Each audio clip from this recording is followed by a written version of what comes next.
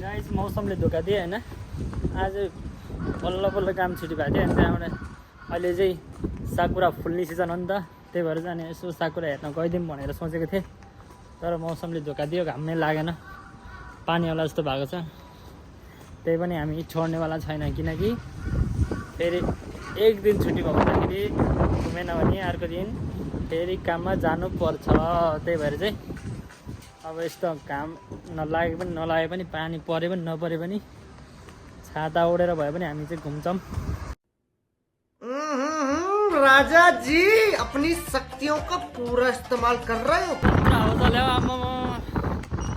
मान्छे उडाउला जस्तो हावा चले जाऊ धन्न म जहाँ बनाएर अलिकति मोटा छु र उडाउनु सक्दैन होइन न म चाहिँ उडाइदिन्थेँ यार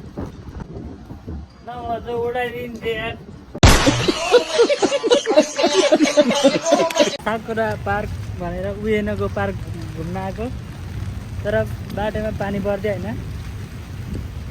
यो एउटा भनाइ छ नि अघि मैले भर्खर मैले भनेको थिएँ नि 12 वर्षमा पुगेको मलाई ज्वरो आएको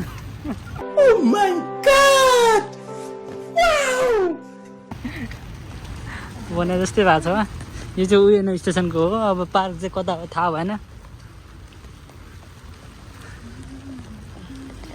हेलो गाइज के छ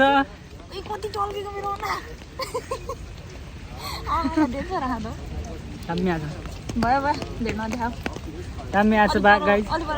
ऊ र हामी चाहिँ घुम्न आएको होइन यो कहाँ अरे भन्दै त उयो पार्क तर पानी परेर बिजोग भयो होइन पानी परेर यस्तो बिजोग भयो कि अब छाता नि एउटै छ अब